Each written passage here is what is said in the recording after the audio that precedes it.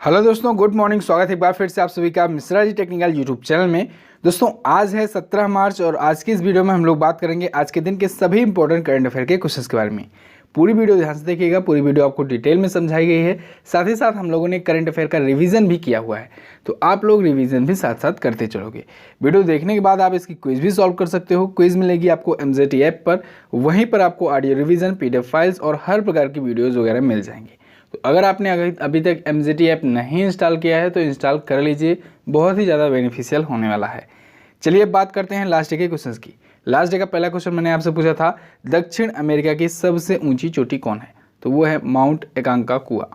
अगला है, मुंबई ने अब तक कितनी बार रणजी ट्रॉफी जीता है? तो इसने अभी तक सबसे ज़्यादा बार 41 बार रणजी ट्रॉफी जीता है और इस बार सौराष्ट्र की टीम ने जीता है। ठीक है, तो इन दोनों क्वेश्चंस के बारे में जिन लोगों ने डिटेल में और करेक्ट आंसर किया है उनके टॉप 15 लोगों के नाम मैं आपको वीडियो के एंड में बताऊंगा। चलिए बात करते हैं आज के पहले क्वेश्चन की। आज का पहला क्वेश्चन है, राष्ट्रीय टीकाकरण दिवस कब मनाया गया? National vaccination day. तो ये दोस्तों मनाया गया 16 मार्च को। अभी कल ही मैंने आपको एक वीडियो दी हुई है जिसमें मैंने जनवरी और फरवरी मंथ के इंपॉर्टेंट डेज और थीम को कवर किया है।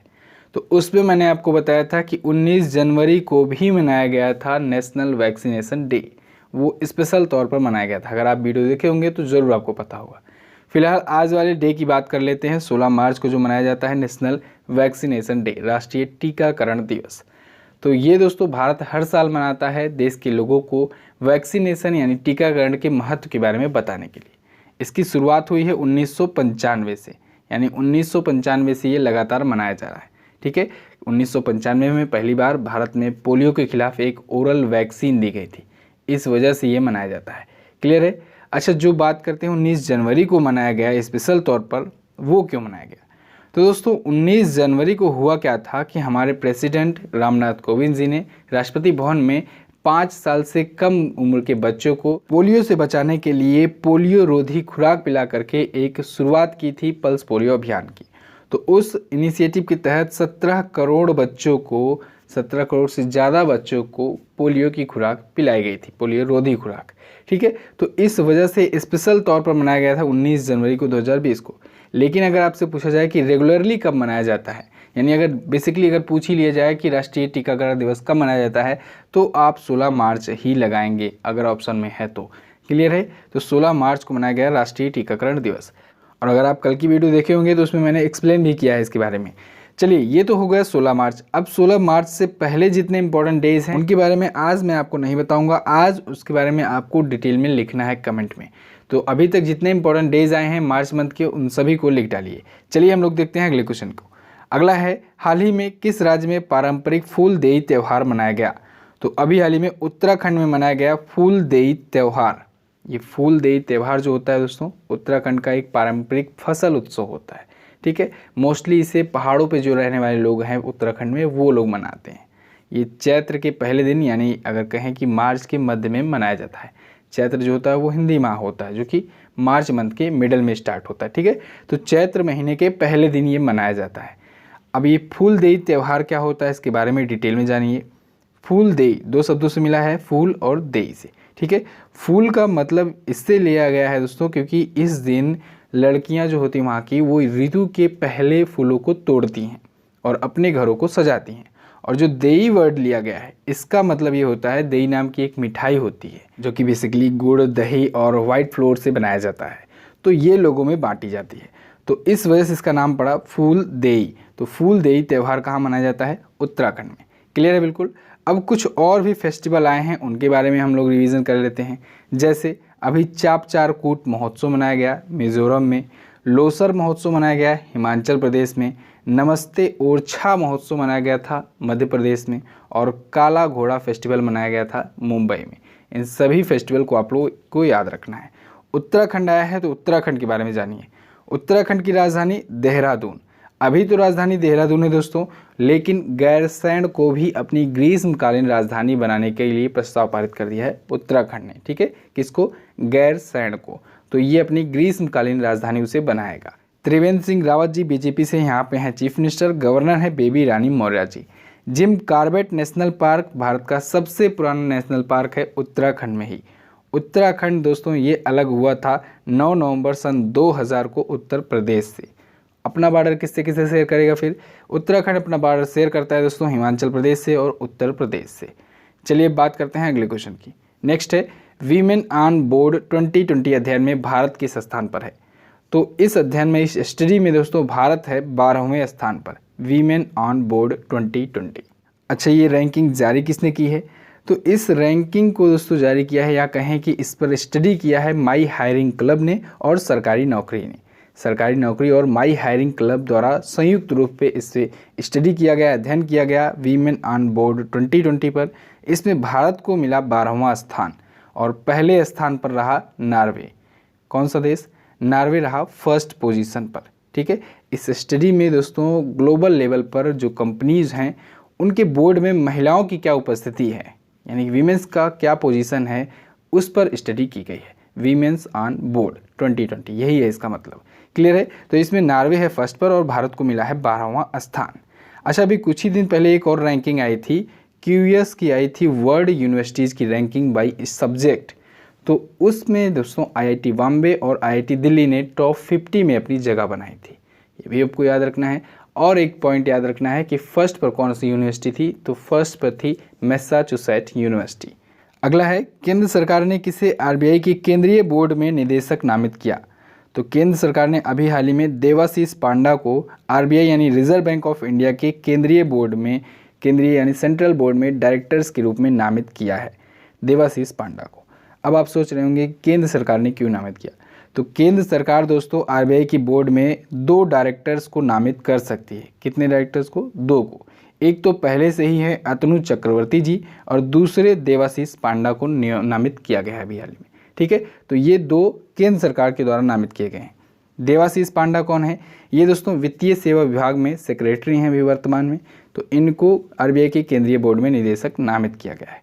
अच्छा, आरबीआई से रिलेटेड अब क्वेश्चंस को हम लोग रिवाइज कर लेते हैं। अभी कुछ ही दिन पहले एक न्यूज आई थी कि एनएस विश्वनाथन ने इस्तीफा दे दिया था डिप्टी गवर्नर के पद से। तो अब कितने डिप्टी गवर्नर बचे थे? अब 3 डिप्टी गवर्नर बचे थे। कौन कौन? माइकल पात्रा, बीपी कानूनगो और महेश कुमार जैन। और गवर्नर की बात की जाए तो 25वें गवर्नर है शक्तिकांत दास जी। आरबीआई ने अभी दोस्तों कुछ ही दिन पहले यस बैंक के बोर्ड को भंग कर दिया था, तो इसे भी आपको याद रखना है। ठीक है, प्रशांत कुमार फिर यस बैंक के नए एमडी और सीईओ भी हाल ही में बनाए गए हैं, इसे भी ध्यान रखना है। बात करते हैं आरबीआई के बारे में और स्टैटिक पॉइंट की। RBI reserve bank of India Bharat का सेंट्रल बैंक है। पैसे मुद्रा छापने का अधिकार इसी के पास है, भारतीय मुद्रा छापने का अधिकार। साथ ही साथ इसका हेडक्वार्टर है मुंबई में। इसके 25वें और वर्तमान गवर्नर हैं शक्तिकांत दास जी। अगर आपसे पहला गवर्नर पूछा जाए तो आप बताएंगे ओसबॉर्न स्मिथ जी पहले गवर्नर थे, लेकिन अगर आपसे स्वतंत्र भारत का पहला गवर्नर पूछा जाए तब आप सीडी देशमुख जी का नाम लेंगे। स्थापना हुई थी 1 अप्रैल 1935 को। इसको नेशनलाइज किया गया 1 जनवरी 1949 को। नेक्स्ट बात करते हैं। नेक्स्ट है हाल ही में केंद्र सरकार ने सरकारी कर्मचारियों के लिए महंगाई भत्ते में कितने % की बढ़ोतरी की है? तो सेंट्रल गवर्नमेंट ने दोस्तों 4% महंगाई भत्ते में बढ़ोतरी की है। ये जो महंगाई भत्ता होगा, डियरनेस अलाउंस होगा, ये 1 जनवरी 2020 से लागू होगा। ठीक है, गवर्नमेंट एम्प्लॉयज़ के लिए और जो पेंशनर हैं, जो पेंशन पाते हैं, उनके लिए। ठीक है, अब ये महंगाई भत्ता क्या होता है बहुत ही अच्छे से हम लोग समझेंगे।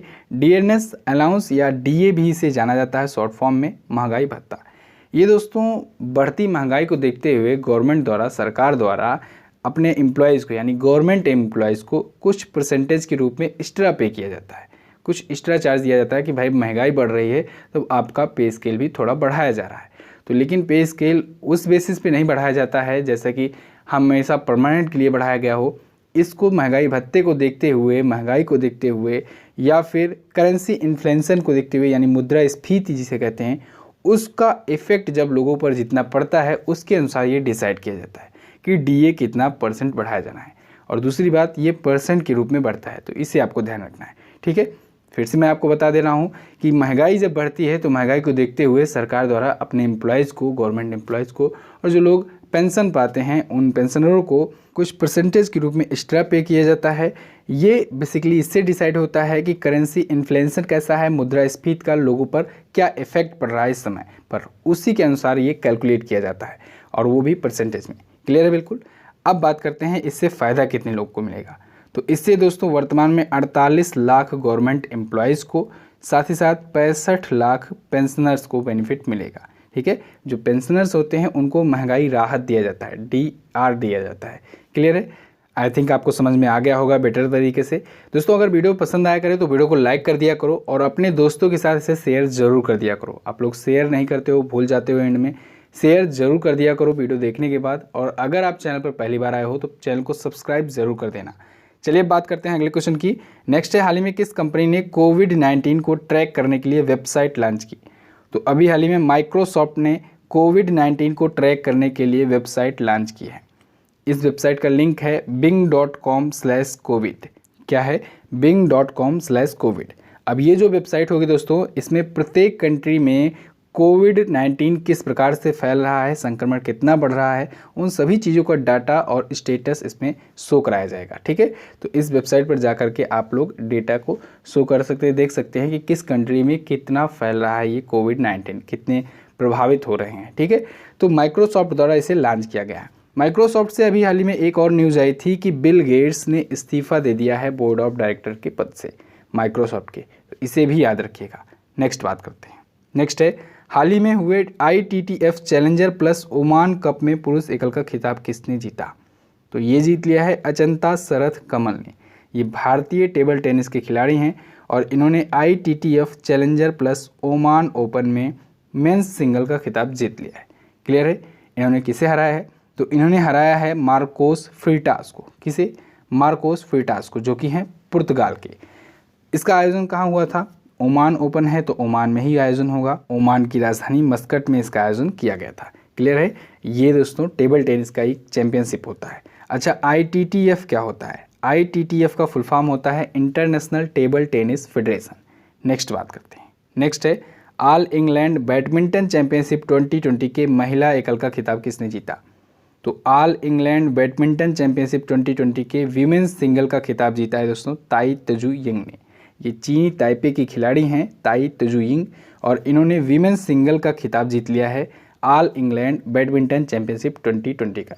इसका आयोजन हुआ था बर्मिंघम में, इंग्लैंड में। अब इन्होंने जीता वीमेंस सिंगल, तो मेंस सिंगल किसने जीता है? तो पुरुष एकल यानी मेंस सिंगल को जीता है दोस्तों विक्टर एक्सेलसेन ने। किसने? विक्टर एक्सेलसेन ने, जो कि हैं डेनमार्क के। याद रखिएगा, बहुत इंपॉर्टेंट है। मेंस सिंगल उन्होंने जीता, वीमेन सिंगल ताई तजू यिंग ने जीता। नेक्स्ट बात करते हैं। नेक्स्ट है, दुनिया का पहला डार्क स्काई नेशन कौन बना? तो दुनिया का पहला डार्क स्काई नेशन बन गया है नीयू। नीयू एक कंट्री है दोस्तों, ये प्रशांत महासागर में एक छोटा सा द्वीप है, वही ये द्वीप राष्ट्र है नीयू। इसकी टोटल आबादी 1600 है। तो ये बन गया है दुनिया का पहला डार्क स्काई नेशन। इस देश ने अपने आकाश, भूमि और समुद्र के संरक्षण के लिए एक इंटरनेशनल डार्क स्काई एसोसिएशन नाम की संस्था है, उसने अप्लाई किया था, जिसकी इसको मंजूरी मिल गई है और ये अब ये मान्यता पाने वाला दुनिया का पहला पूर्ण देश बन गया है। क्लियर है? डार्क स्काई नेशन किसके संरक्षण के लिए? अपने आकाश, अपनी भूमि और अपने समुद्र की संरक्षण के लिए। नेक्स्ट बात करते हैं। नेक्स्ट है, सार्क देशों में कोरोना वायरस से निपटने वाले इमरजेंसी फंड के लिए भारत ने कितनी धनराशि देने की घोषणा की है? तो भारत देगा दोस्तों $1 करोड़, यानी कि $10 मिलियन। कितना? $1 करोड़ बराबर होता है $10 मिलियन। तो भारत देगा $10 मिलियन किसके लिए? कोरोना वायरस से निपटने के लिए एक इमरजेंसी फ़ंड बनाया गया है, और ये इमरजेंसी फ़ंड सार्क कंट्रीज़ के लिए है, सार्क देशों के लिए है।